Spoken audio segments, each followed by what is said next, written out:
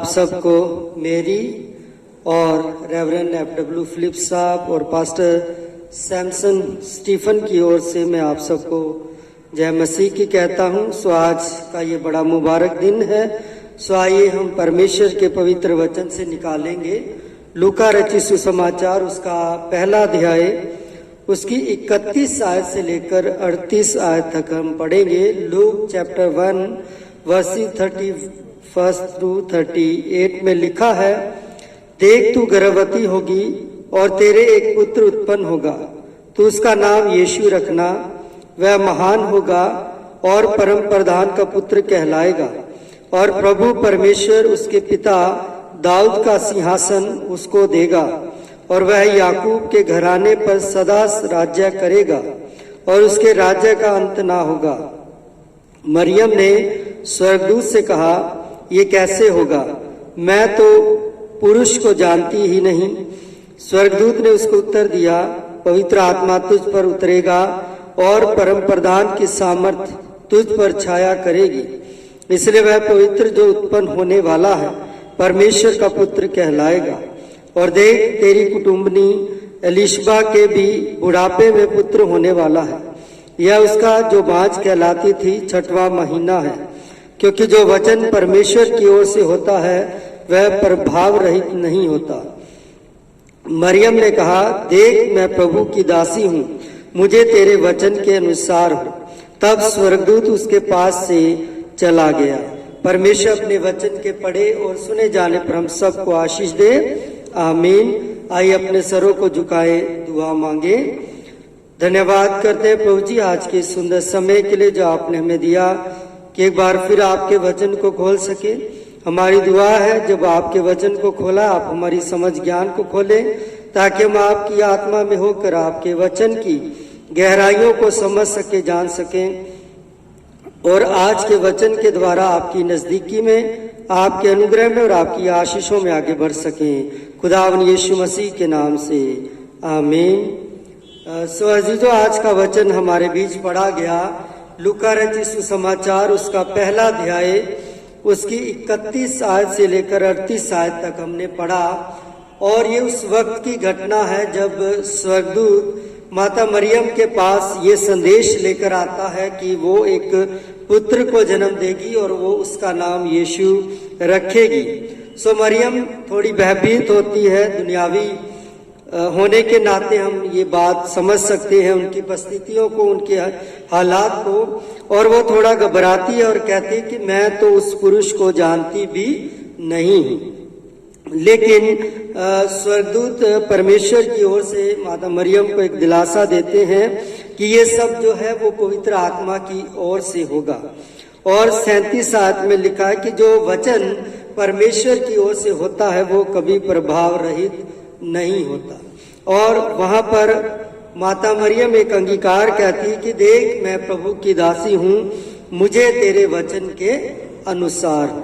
जैसा कि हम सब जानते हैं ये 3rd एडवेंट संडे है, जिसे हम लव या प्रेम के रूप में सेलिब्रेट करते हैं, या हम कह सकते हैं कि हम इसे प्रेम का इतवार कहते हैं, एडवेंट संडे कहते हैं। और इसी का ये उदाहरण एक हम पाते हैं कि माता मरियम जो है वो परमेश्वर के प्रेम में होकर इस बात की गवाही दे सकी, इस बात को बोल सकी कि देख मैं प्रभु की दासी हूँ, मुझे तेरे वचन के अनुसार हो। सो अजीजों, जब हम परमेश्वर के प्रेम में होते हैं तो वो काम जो हमें कठिन नजर आते हैं वो हमारे लिए संभव हो जाते हैं, क्योंकि तब केवल और केवल परमेश्वर का प्रेम जो है वो हमारे अंदर काम करता है। और इसी प्रेम में होकर माता मरियम जो है इस बात का अंगीकार करती है कि देख मैं प्रभु की दासी हूँ, मुझे तेरे वचन के अनुसार हो। और वचन कहता है कि तब स्वर्गदूत वहां से चला गया। और आगे हम बढ़े तो हम पाते हैं कि माता मरियम ने उस बच्चे को जन्म दिया और उसका नाम इमैनुअल रखा गया, जिसका अर्थ है कि परमेश्वर हमारे साथ है। तो आज बाइबल में से मैं कुछ और ऐसे उदाहरण आपके साथ शेयर करना चाहता हूँ जिन्होंने परमेश्वर के प्रेम को अपने जीवन में अनुभव किया और हमारी दृष्टि में जो कठिन काम है वो उन्होंने करके दिखाए।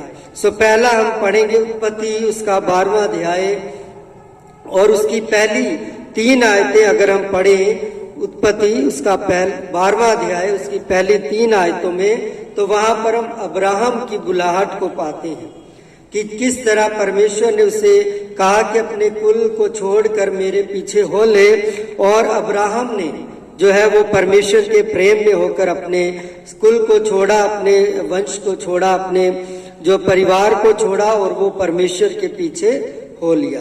ये परमेश्वर का जो प्रेम है जो हमें हर एक कठिन काम करने के लिए प्रेरित करता है, उत्साहित करता है जब हम परमेश्वर के प्रेम में होते हैं।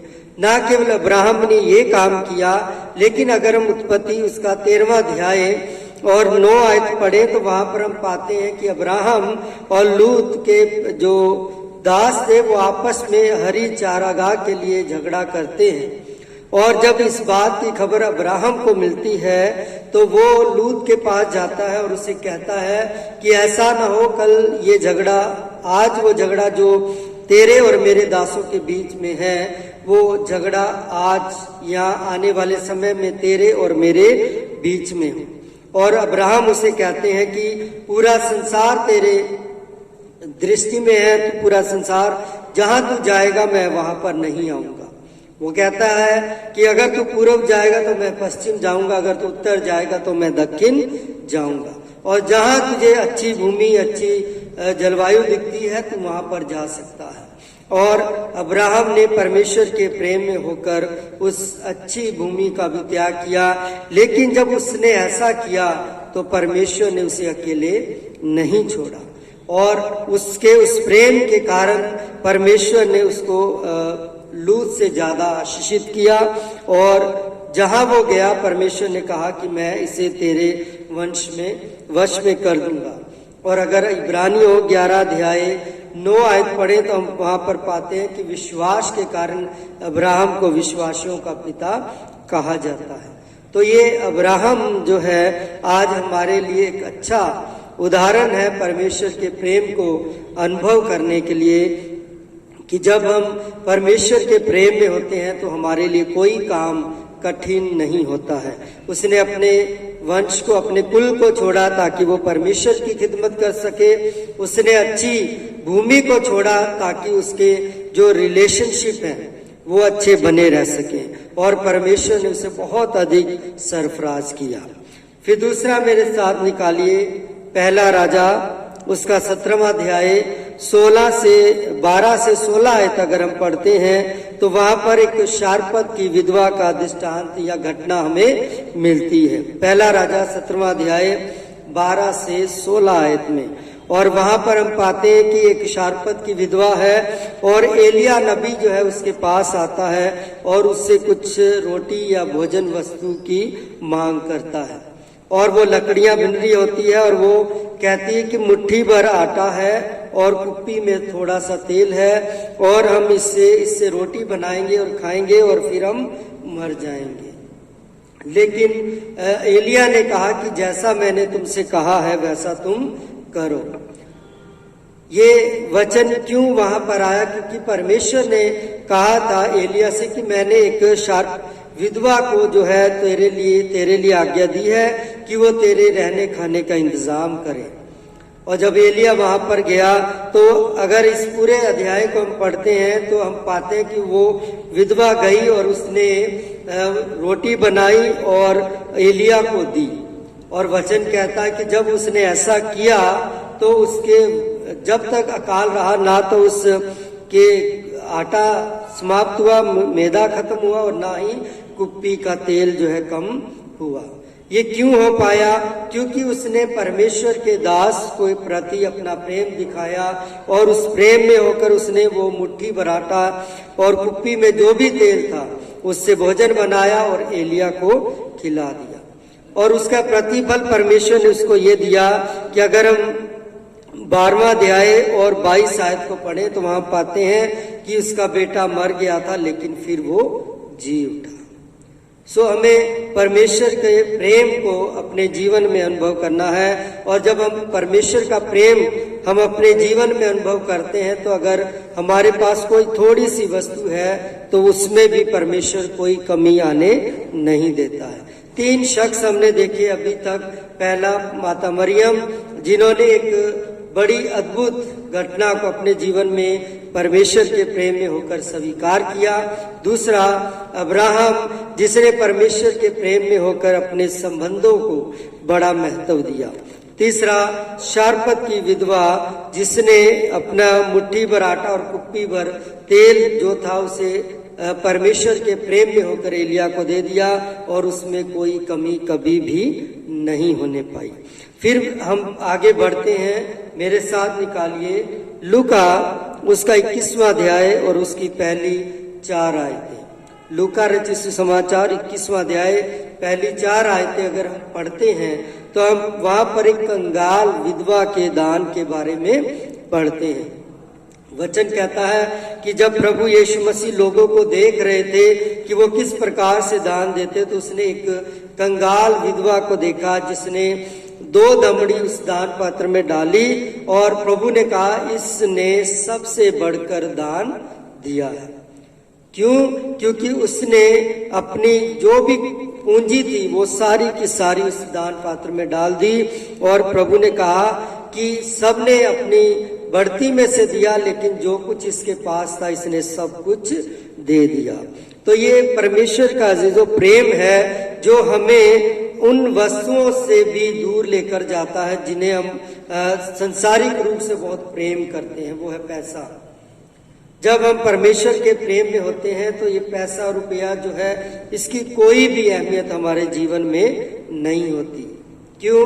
क्योंकि वो परमेश्वर के प्रेम से बढ़कर नहीं है।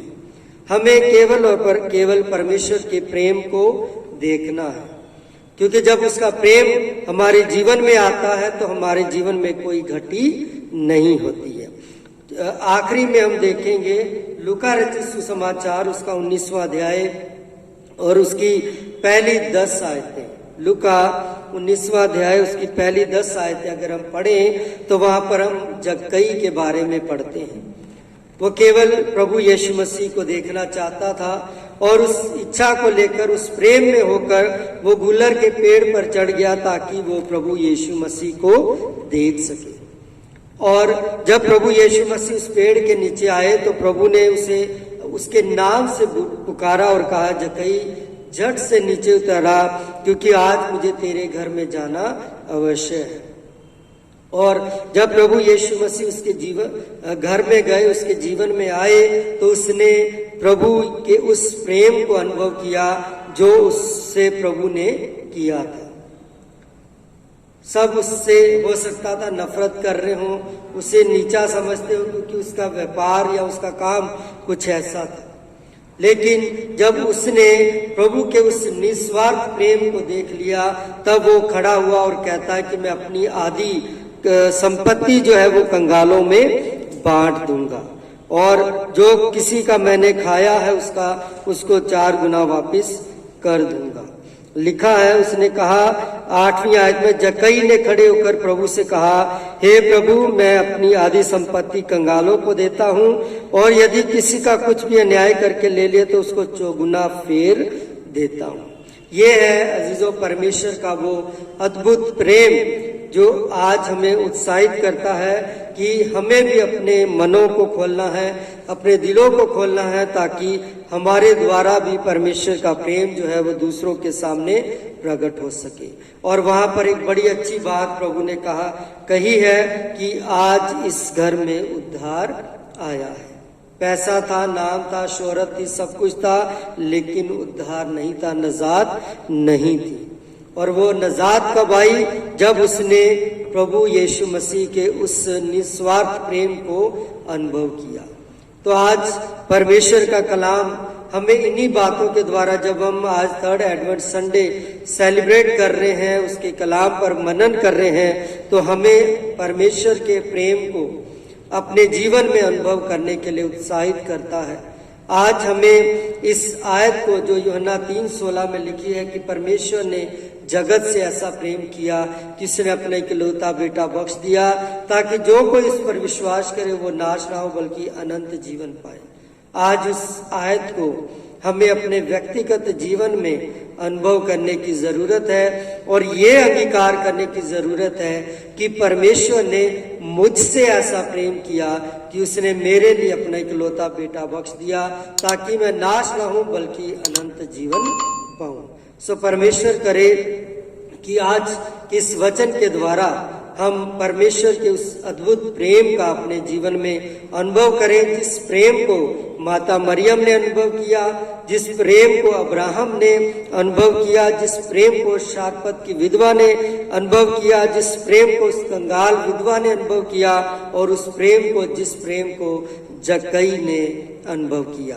सो परमेश्वर आप सबके साथ हो और आप सबकी अगुवाई करे कि हम अपने जीवन में उस सच्चे परमेश्वर के प्रेम को अनुभव कर सकें। खुदा इस वचन के द्वारा हम सबको आशीष दे। आमीन। आइए दुआ करें। धन्यवाद करते हैं प्रभु जी आज के इस सुंदर समय के लिए जो आपने हमें दिया, कि आपके वचन पर गौर कर सके। हमारी दुआ है कि आज थर्ड एडवेंट संडे के दिन पिता परमेश्वर आप हमें ऐसा जीवन दें ताकि हम आपके उस अद्भुत प्रेम का अनुभव अपने जीवन में करने पाए और हमेशा अपने जीवन से आपके प्रेम को बांट सके। प्रभु जी जाने अनजाने हमसे जो पाप गुनाह होते हैं क्षमा करें, और प्रभु जी हम सबको अपने जलाल अपनी महिमा के लिए इस्तेमाल करें। जो अजीज भाई बहन जिन्होंने आज के वचन को सुना है, आप सबको आशीषित करें और हर एक को अपनी महिमा के लिए इस्तेमाल करें। सारा आदर मान महिमा पिता हम आपको देते हैं और प्रार्थना यीशु मसीह के नाम से मांगते हैं। आमीन। अब हमारे प्रभु यीशु मसीह का अनुग्रह, परमेश्वर पिता का प्रेम और पवित्र आत्मा की संगति सहभागिता हम सबों के साथ अब से लेकर हमेशा हमेशा तक होती रहे। आमीन। आप सबको जय मसीह की।